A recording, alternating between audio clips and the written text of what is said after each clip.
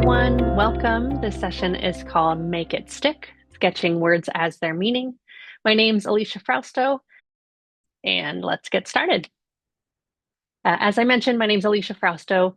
You may have seen me online as Alisha Zari, my maiden name. I got married in 2024, so a lot of my online handles are still that maiden name. So if you do see me, find me either way. My background is as a STEM coach and as an elementary educator. I've taught upper elementary grades for over a decade, coaching teachers for quite a while as well, and currently serve as an operations manager for Brightbee, which is a sub company helping to find paras and office assistants and classified staff for local schools across the US. But my real hobby in the off time is as a sketch noter. So what we're going to do today is take a lot of those principles, doodle activities, have some fun, and just excited to get started with you all. So before we begin, it's going to be super important that you have your materials ready. You'll need some type of canvas that could be digital, like an iPad or a tablet, and a pen like a stylus, or absolutely analog. I am a doodler on journals with pens and paper. You could go the route of sticky notes or even flashcards, whatever is easiest for you, but make sure you have the materials with you because we are going to be doodling today. As mentioned in the description of this is going to be interactive. So there's going to be timers. There's going to be times where you are doing because it is going to be important that we do this alongside each other. So let's get started. We're going to jump right on in. Imagine we're playing a game of Pictionary and you're just doing some quick sketches. That is why the timer is going to be set at 1 minute. So grab that pen and paper, whatever you are using to draw, and I want you to quickly sketch what comes up for you when you hear these three words: group, ring, and field. I'm going to start the timer and begin.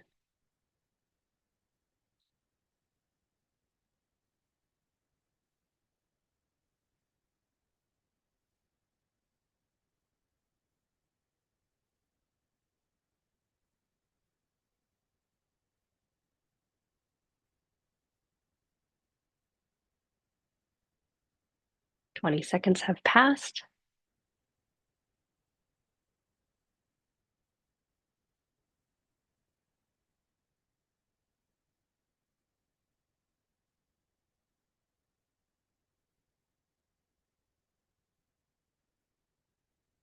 Forty seconds have passed.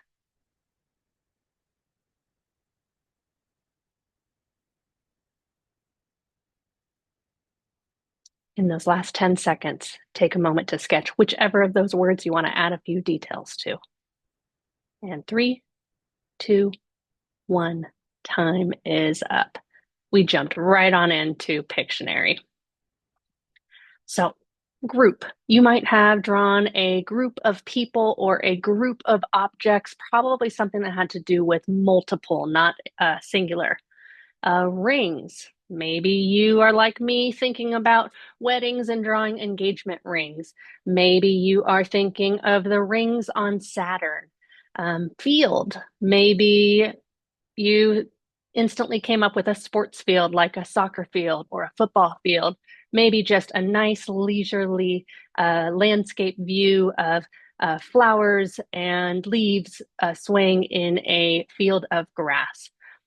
Well, those are the images that might come up to most people when you hear words like group, ring, and field.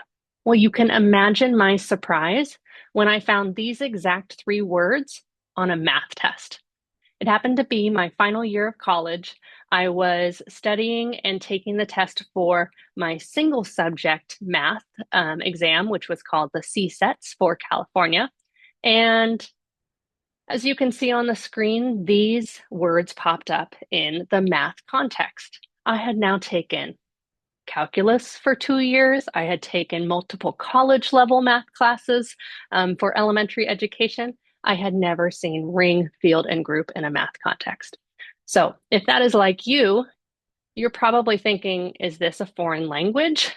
And that's exactly what happened. I don't think I need to say that I did not pass this test on the first time. It required getting a tutor and trying again in order to get my single subject authorization to teach math and math to middle school and high school. But I share this example because imagine when students are learning these terms for the first time, they're probably going through that same experience. I thought math class was about numbers. Why are we seeing all these words? This doesn't have to be just students that are learning English as a second or third language, but even our native fluent speakers are going, wait, what do these words mean? And why is it so confusing? A lot of times when you hear instruction or professional development around math class or around words in math class, a lot of times it's around word problems, more specifically like keywords or what does the word sum mean? Let's find these clues to unpack word problems. We're going to take a little bit different route than that. We're going to be focused on the actual math content vocabulary and really unpack those words as their meaning so that we can have strategies for when we face new units of study so that students can build sense making around the actual vocabulary that they are expected to understand and use in math class. So let's begin. Some words you might think about are multi-meaning words. When I say the word volume, what comes to mind?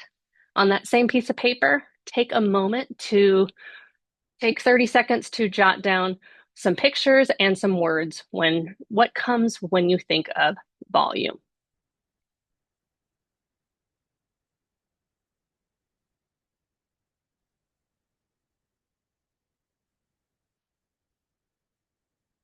First thought probably had to do not with anything math related so much, but maybe hearing.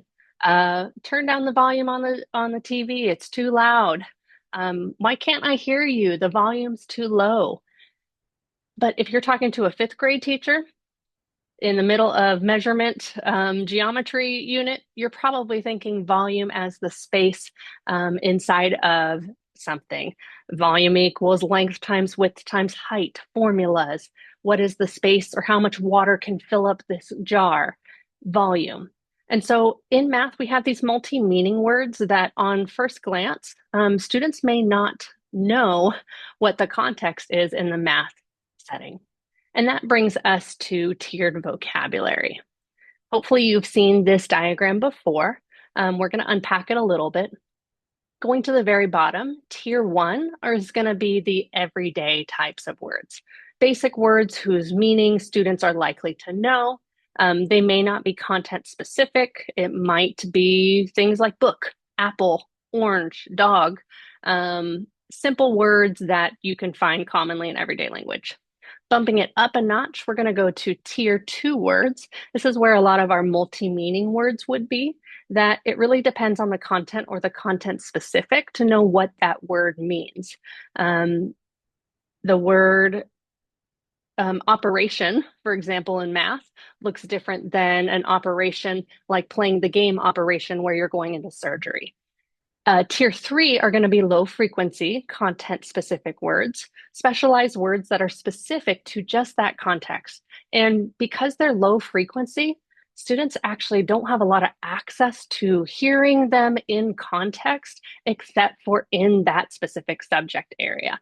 And so we're going to talk about these words with some strategies, but I want you to start getting in your mind, what are those words that your students are most struggling with and which level of tier would they fall under? Going back to our little quick sketch game of Pictionary. Now I want you to bump it up a notch. We have 2 minutes this time, but instead of drawing one thing for each word, I want you to draw as many things that you think represent that word. So our 3 words today are going to be table, foot, and product. I want you to put on your tier one hat. What might be the everyday language and what would be the tier two or tier three representation of this word in the context of math. Let's begin. 5 extra seconds to get your materials. And start.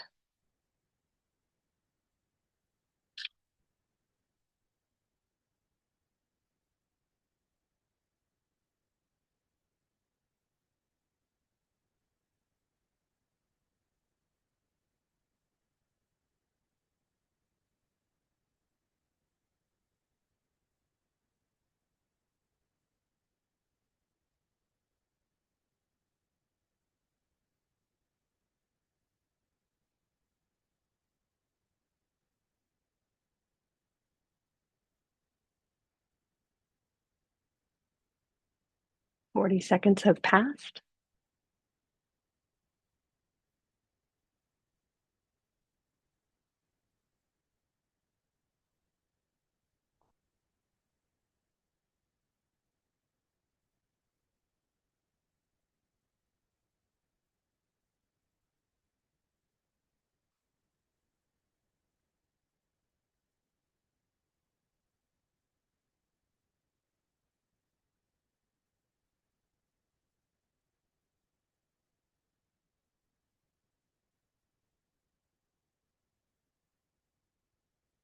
Eighty seconds have passed. You're 1/3 of the way left.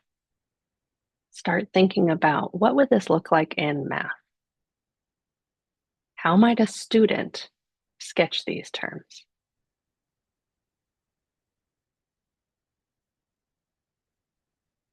And 20 seconds.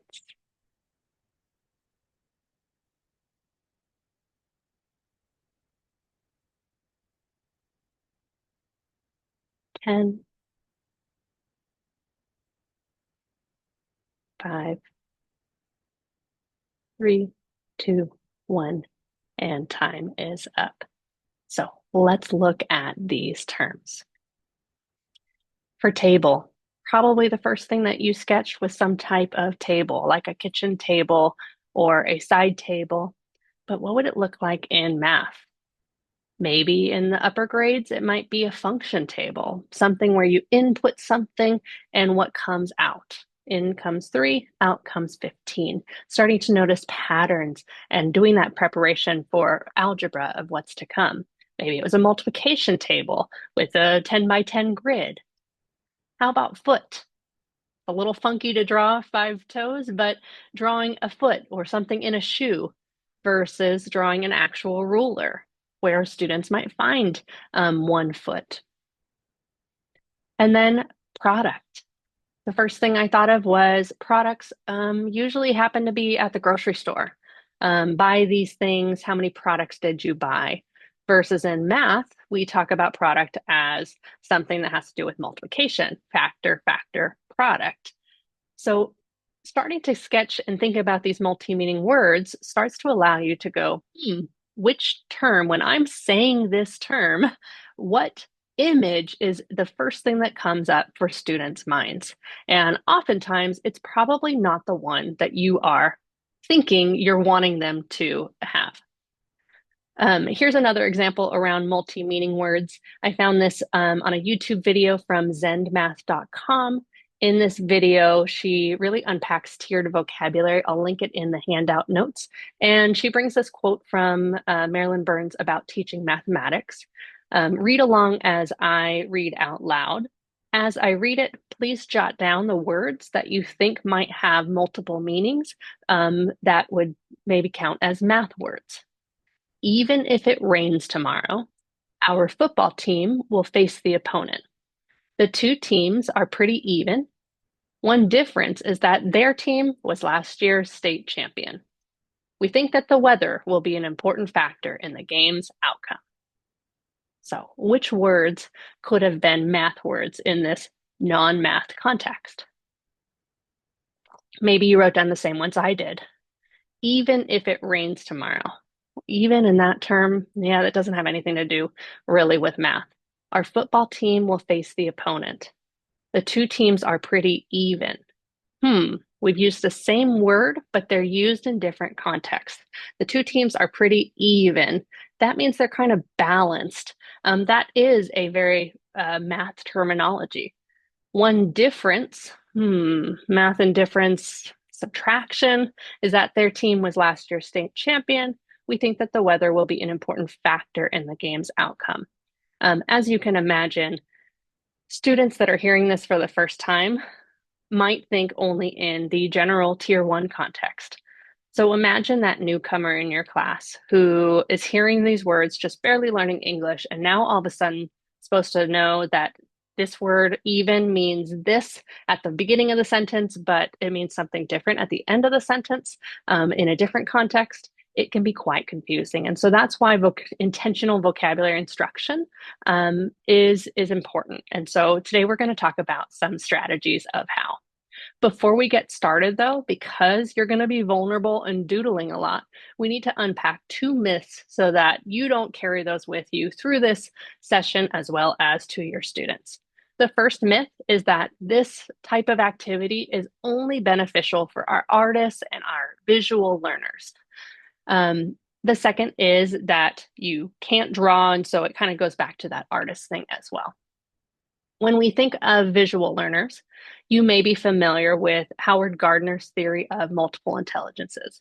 This was really big when I started my teaching career, and I remember doing all these activities with my fifth graders about learning surveys and what kind of smarts are you? And kids would come and I'm a body smart and I'm nature smart. And I used to differentiate so much thinking that if students learned in their preferred learning style, then they would do better.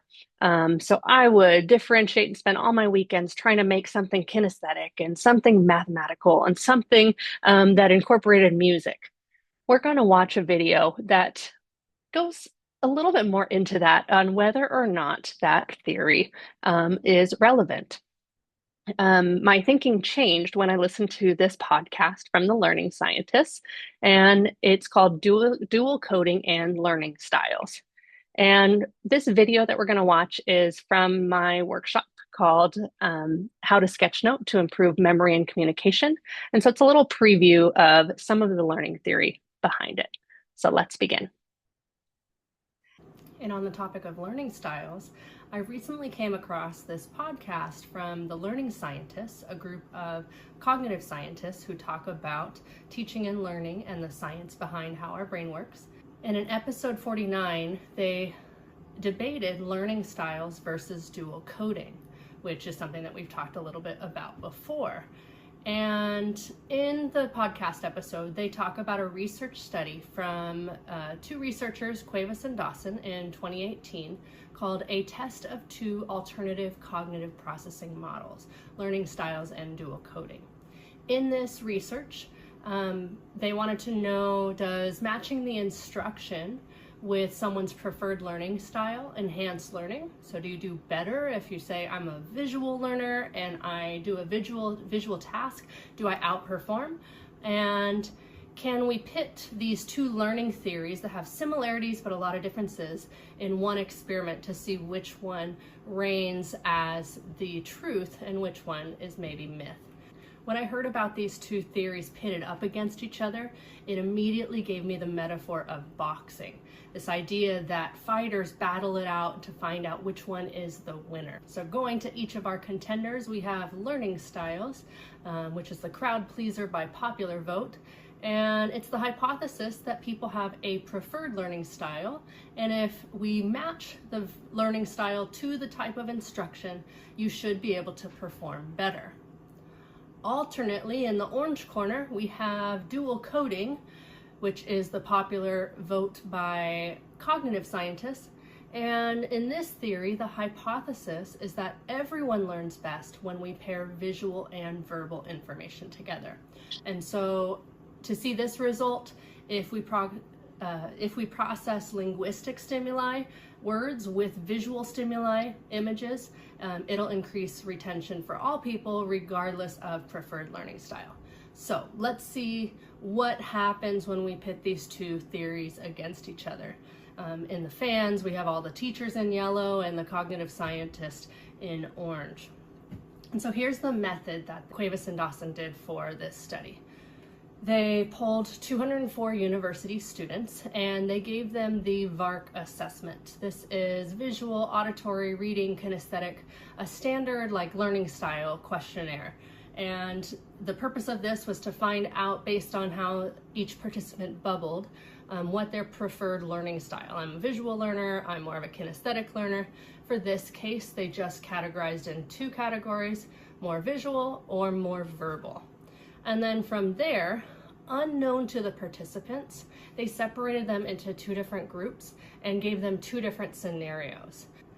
One group was asked to visualize or come up with a mental picture for each of the prompts, while the other group was asked to verbalize or sound out the prompt or task. And then after that, they gave everybody the same recall type of quiz or assessment to see who remembered more and who did better. The hypothesis for learning styles would be that if you said you were a verbal person and you got paired in the verbal group asked to sound out the word, then you should have outperformed your peers on this recall assessment. So what actually happened? Let's find out. So let me break down this graph for you. In the left side of bar graphs, we have the people who identified on the questionnaire as visual learners. And on the right side, we have the auditory or verbal learning style preference. The purple represents the people who were put into the visual condition for the prompt. And the orange represents the auditory condition. And let's see these percentages of how they did. Well, check out those purple bars.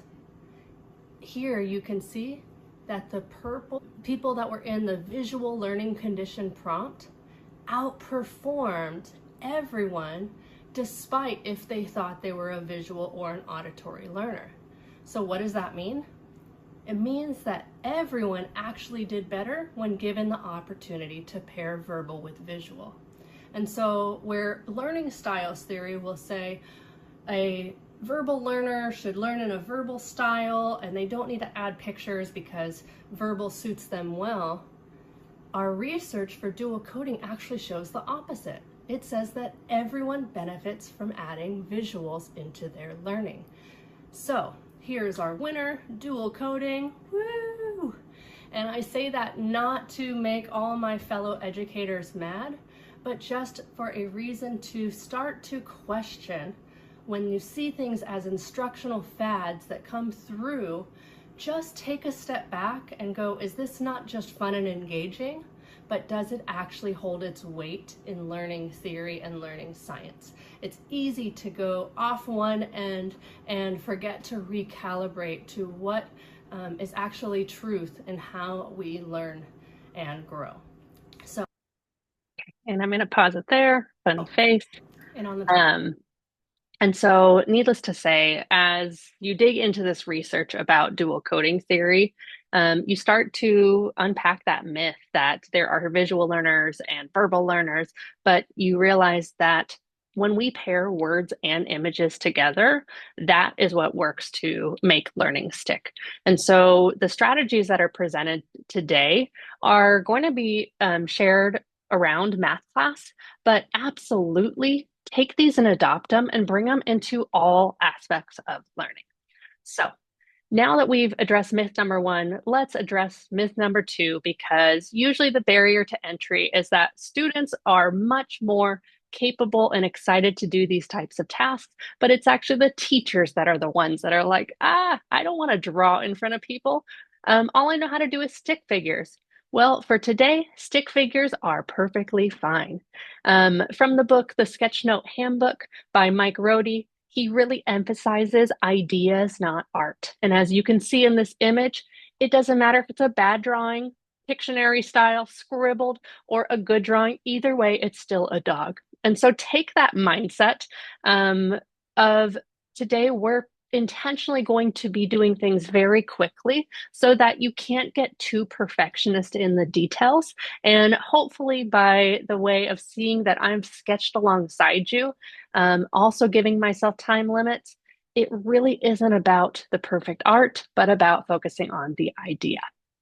So that brings us to our activity and mini lesson for today.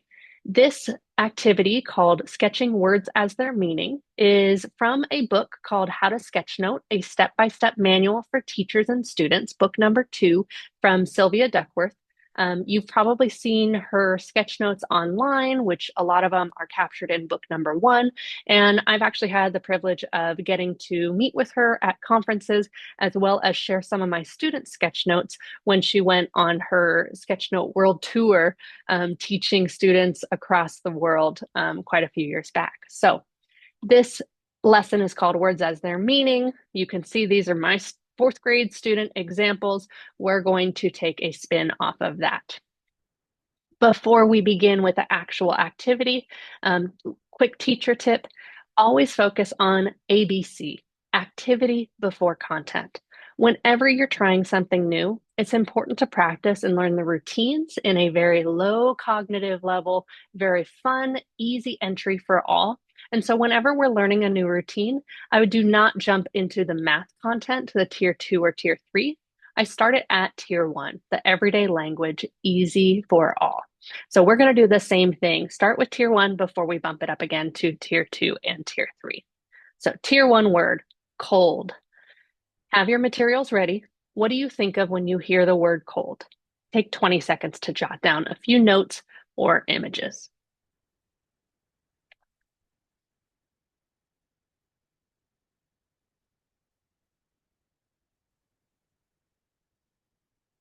Okay. When I jotted this down, things that came to mind, first thing I thought of was ice. I drew some ice cubes. We just talked about volume, so I was practicing my three-dimensional drawing. I thought of icicles, this idea of dripping water, dripping ice, shivering, something to show motion, or teeth chattering. It's not easy to draw sound, so thinking about what little extra details I can add. What else happens with cold? Winter. Uh, Scarves, beanies, earmuffs. So now I've done the pre work, all the brainstorming for this word cold. Using those ideas, we're going to sketch the word to represent its meaning. Some ways we might do that.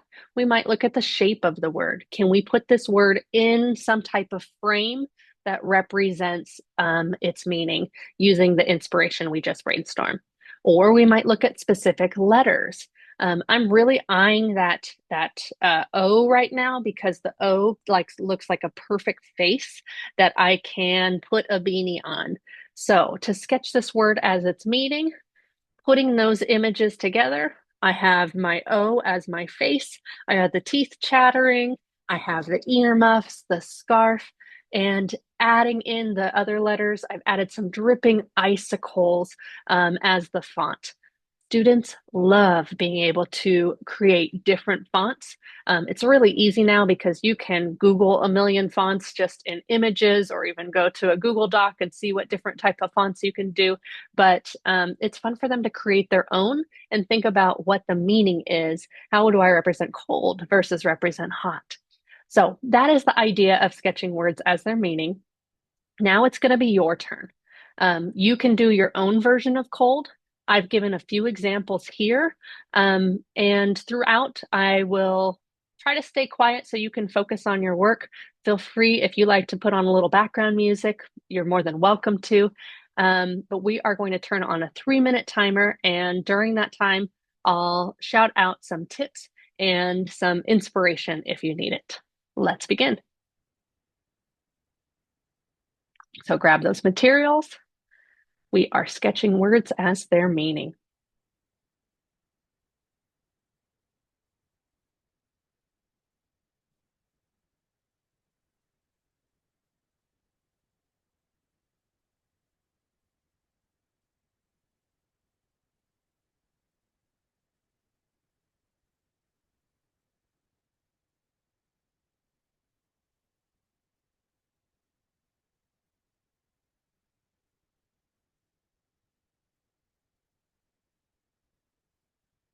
It's been 30 seconds. If you are still sitting looking at a blank page, take one of the words you see and simply copy it.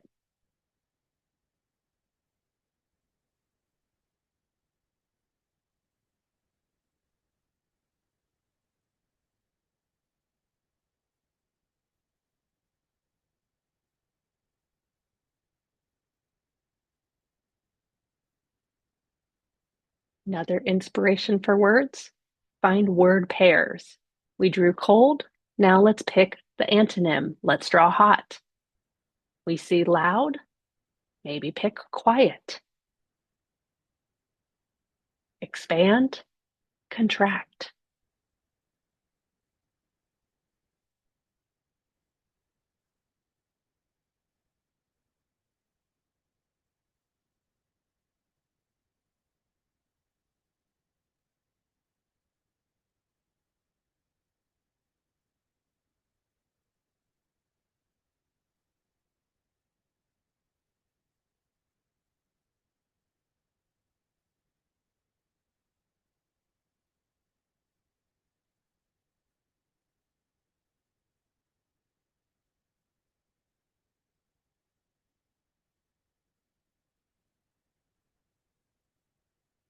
2 minutes passed. In our last minute, if you're still thinking of word ideas, maybe draw some school subjects, math, science, reading, or pick a theme like seasons, winter, summer.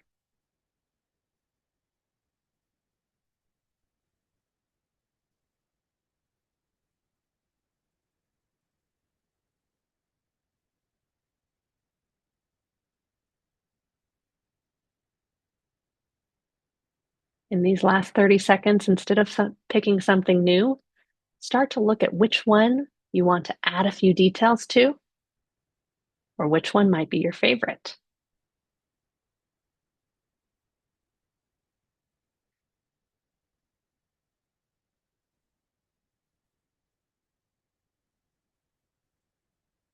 And 5, 4, 3, 2, 1.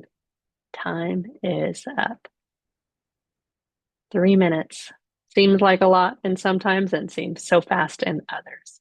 So let's see how you did.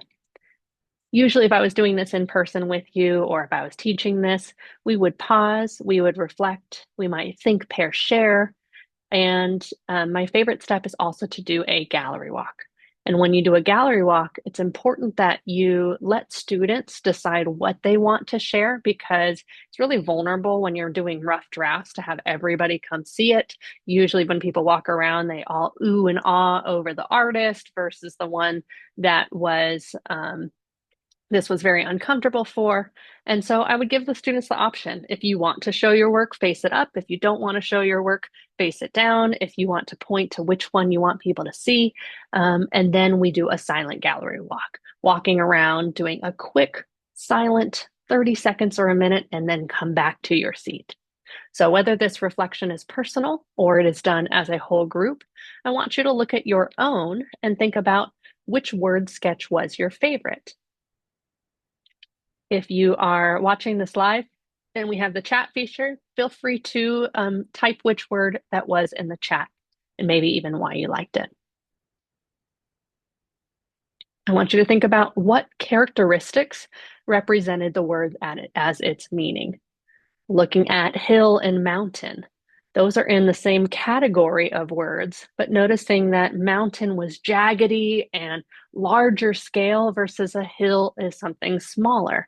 So using terms like that, great geography lesson. What is a bay versus a peninsula versus an ocean?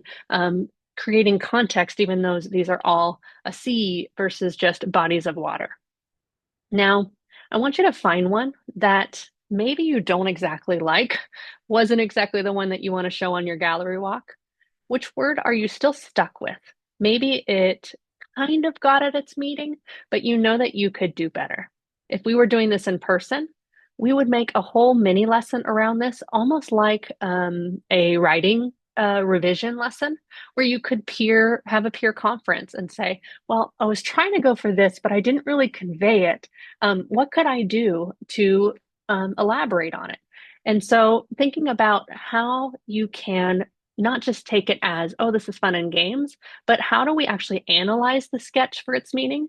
And almost like a writing lesson, how do we add or revise it to make it stronger? So now that we focused on tier one, you've got the gist, you understand the routine. We're going to jump into our tier two math content words. So same thing. What do you think of when you hear the word measure? You might be thinking measurement. What types of things do we measure? Take a moment to jot down a few words and visuals.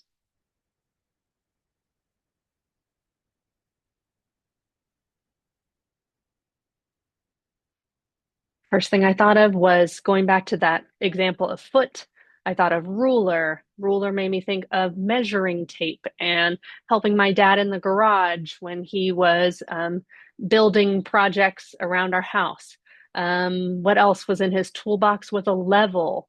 Um, Wait, I measure my weight, even though I don't really want to look at the scale, but a scale doesn't only look like that thing that I stand on. It also looks like this balance scale. Sometimes I see, and then we were studying California history and just went to the museum where they were measuring gold in a balance scale. Oh, wait, but volume, you measure volume. And on my Apple Watch, I can measure the decibels. Um, but in geometry, we measure angles. This is how you can get students to keep pulling out more. What you've done is a brain activation. You've done a pre-assessment, and as a initial activity, they might have just a few of these things. But as you think, pair, share, or talk as a class, I would encourage them to add more to their notes using the group's knowledge of ideas. These are also becoming anchor charts as you are in this brainstorm phase, so that when it's time to do this activity of how do we represent the word at its meaning, students have all of the class's knowledge to be able to make it. So I'm going to give you 2 minutes, just like the way that I modeled how to make cold. I want you to use some of these to think about how do you represent the word measure as its meaning. Let's begin.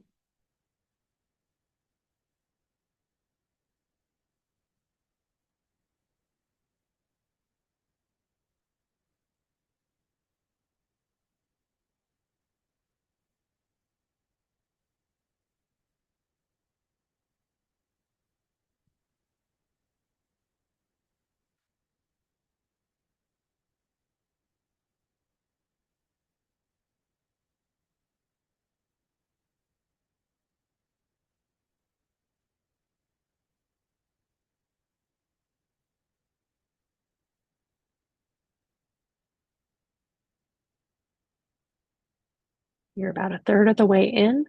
Start thinking about how might I use some of these measuring tools to represent letters in the word measure.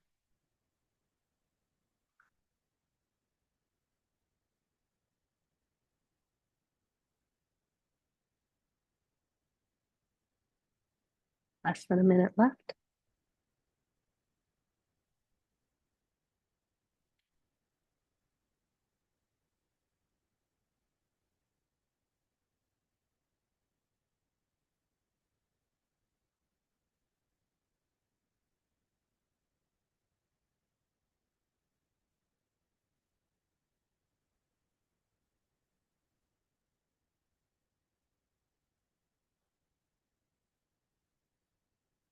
In those last 30 seconds, make sure that you have a full capturing of this meaning, adding any extra details.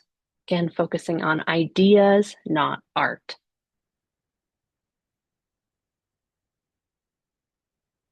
You might focus on the letter level, you might focus on the frame or the word as a whole. And 3, 2, 1, time is up. Okay. So look at your word. We probably have a bunch of different versions of this. The first thing that I thought of was I didn't really have a good thing for M, but I thought of M being the frame as measuring tape. I saw a lot of the words that had a lot of horizontal and vertical lines as maybe rulers or levels. And I thought that A was perfect for a compass, a circle drawing tool. I added for the S a dollar sign because we do measure and have metrics around money. Added some things like a speedometer measuring speed. And so this is a great activity to be able to unpack that word measure and think about all the different types of metrics. And now we're thinking and really talking about the meaning and the understanding of students' vocabulary math knowledge.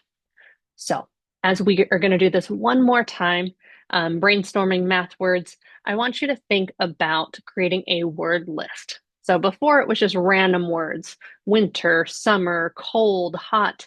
Now, I want you to brainstorm some math specific tier 2 or tier 3 words. These could be your grade span words. What words do your students usually get stuck with?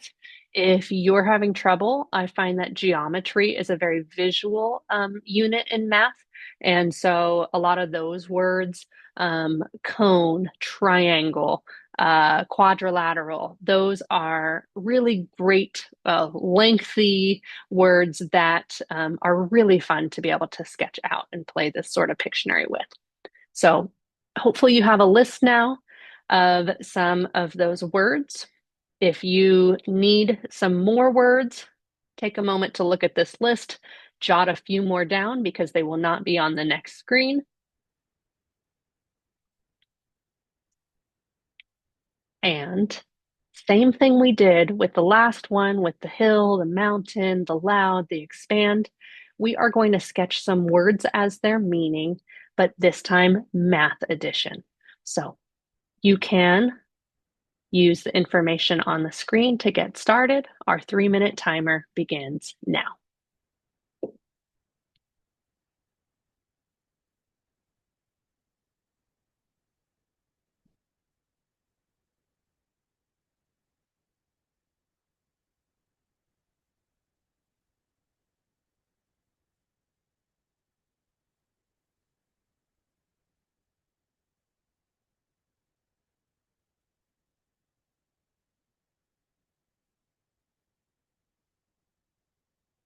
Like last time, if you are staring at a blank page still, start by copying. Pick one of the words that you see on the screen and simply do the same thing on your page.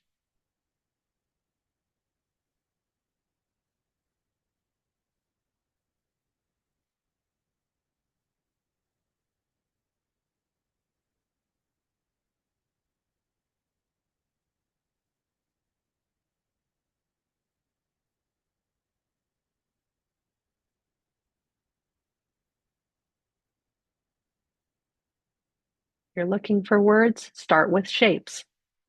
Notice how the octagon had this element of being an octopus to represent 8.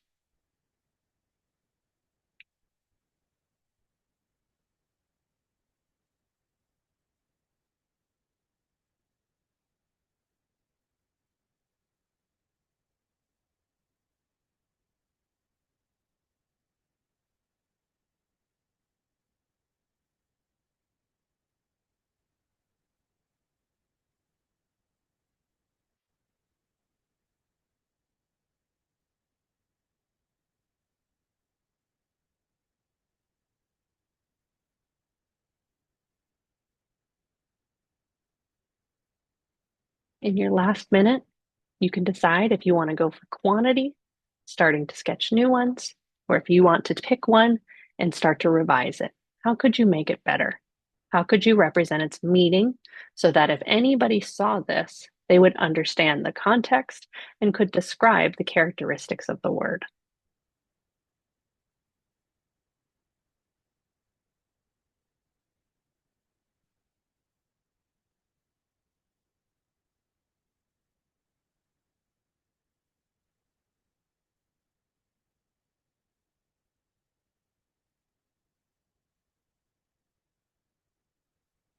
Make your final details in your last 20 seconds.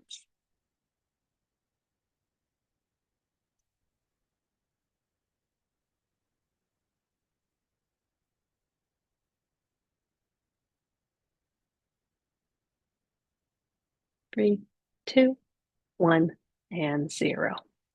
Okay.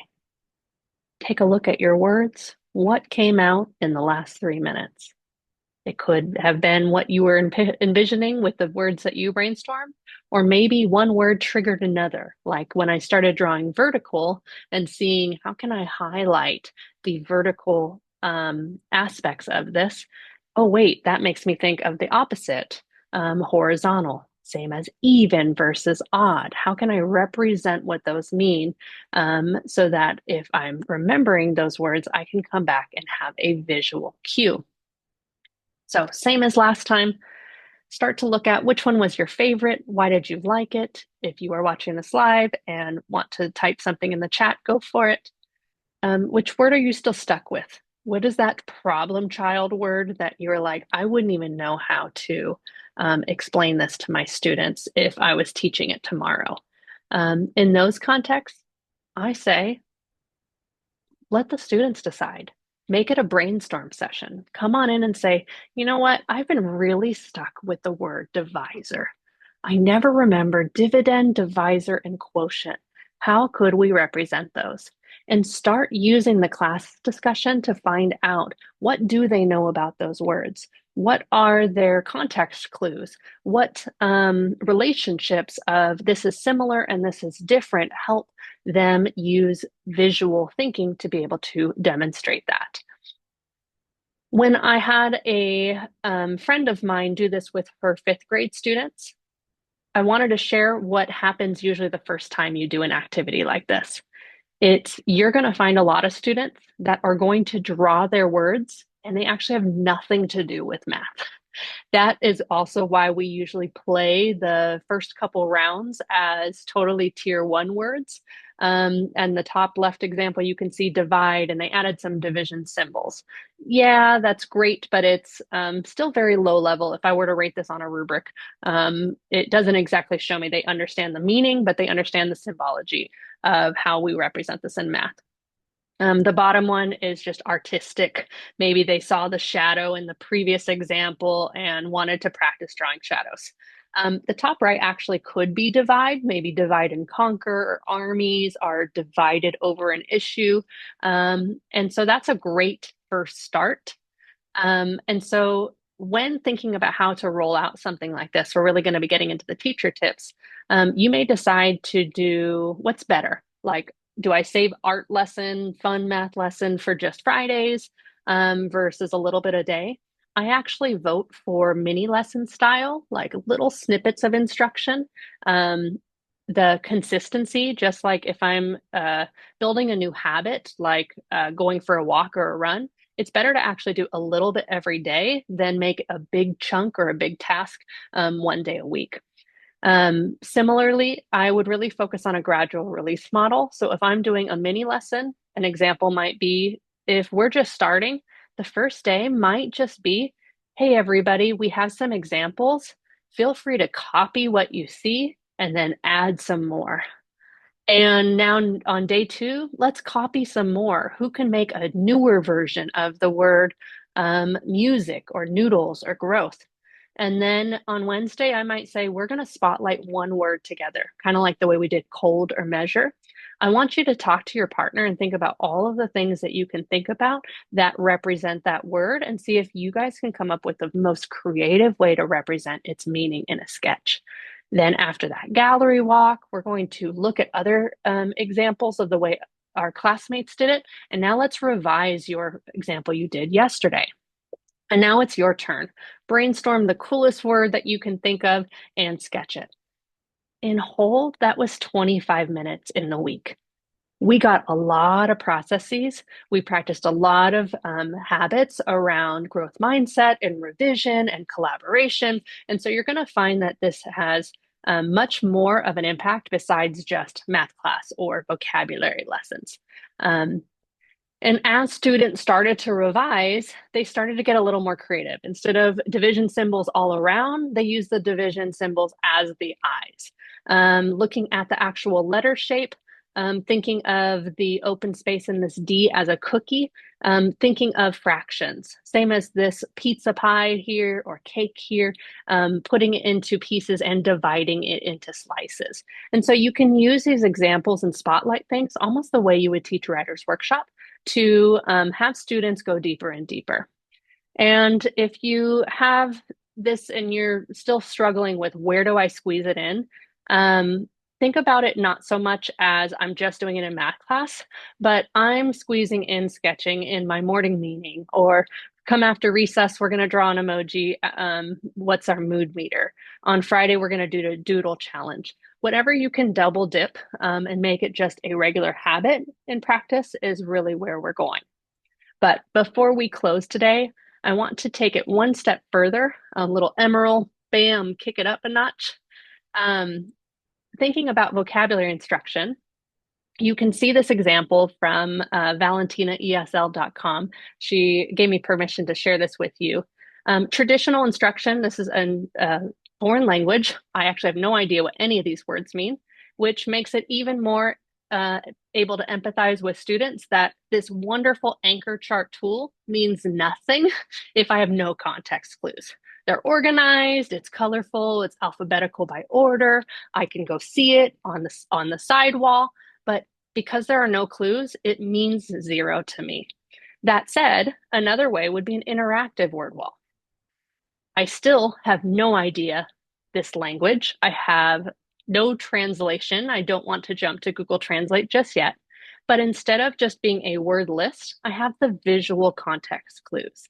It's still a reference, but now it's actually organized and sorted by topic and theme. So let's unpack this one together. Right now, I'm looking for words that I can maybe relate to my native language. I see energy. I think that means energy. So some type of energy. And which column do I want to go with first? Um, all of these have yellow, maybe light, bright, something. I see a lightning bolt. This one, megaphone, a drum, maybe sound. But I'm not sure, maybe that stormy, I don't know if it's still sound, but the top are all music. On the left side, I see a microwave, an oven, a toaster that actually looks like toaster. Um, maybe something with electrical or kitchen. Ooh, but that doesn't match with a sun. And we have sun in this category, in this category. So maybe it has to do with heat. Sun gives off heat, fire gives off heat. Use a toaster, an oven, or a stove. Maybe that means stove. I see something dark there. So either way, just having this anchor chart displayed in the way it is as an interactive word wall, also already as a second language learner in this context, it gave me an entry point. And when I did go to Google Translate, we were in the right direction. That sentence frame that was at the bottom is a type of energy. The even more complex sentence frame at the bottom, I use this sense to feel this type of energy. I don't know exactly what it translates to, but it sure gave me a stepping stone versus if it was that first word wall, I probably would have sat in the back of the class and started daydreaming or doodling because I had no context of what was going on. So going back to this, uh, I like these activities because they are low floor, high ceiling with multiple entry points. All students can participate, all students can benefit. So taking our sketching words as their meaning and taking it one more step, start thinking about what you're displaying in your classroom. Just even this one sorted by category, even with tangible items, gave a reference for the meaning of those words. I like the one on the right because I can tell students helped create it. That is my favorite type of display, are class created, student created. And you can tell that a lot of meaning making, sense making went into that. These examples from scaffoldedmath.com come for high school examples. So if you're thinking, oh, these types of displays are just very primary and not beneficial to all students, we have too many other subjects or content focus. This is a high school math class still displaying formulas for area and perimeter, which are things that I have taught in my students since third and fourth grade. And it's obviously showing that it's not taught well enough if they are still needing references and wall examples in the high school level. So that is our wrap up. Some takeaways I want you to have for sketching words as their meaning. Number one, it's not just engaging, but effective. You now know that it's not about visual learners or verbal learners, but dual coding theory, cognitive science, and research shows that when you pair words and images, it makes learning stick. Number two, while this is a fantastic strategy for multilingual learners, for EL instruction, for designated English learning, it really does benefit all learners, especially when it comes to math class, where some of these terms and tier 2, tier 3 language can feel like a foreign language, even to our fluent English speakers. And the most important, it's low prep, it's easy to implement. All you need are the tools you already have in your classroom and some type of writing utensil and some paper. You can make it as a filler activity, you can make it as a warm up. It is something you can do all year long, multiple content areas, and all math subjects. And hopefully, once you give it a try, your students in your class will catch the sketching bug the way mine did. This was an example of when I intentionally taught sketchnoting with a little mini lesson every day for the first 3 weeks of school. By October, the students were so excited that they asked to share what they were learning in the front office to be able to teach the rest of the elementary school. And so, in closing, you don't get better at doing this without actually doing it. So, my husband's a personal trainer. The only way you get stronger is by actually doing the reps. So, it's time to do the work, put pencil to paper, get started.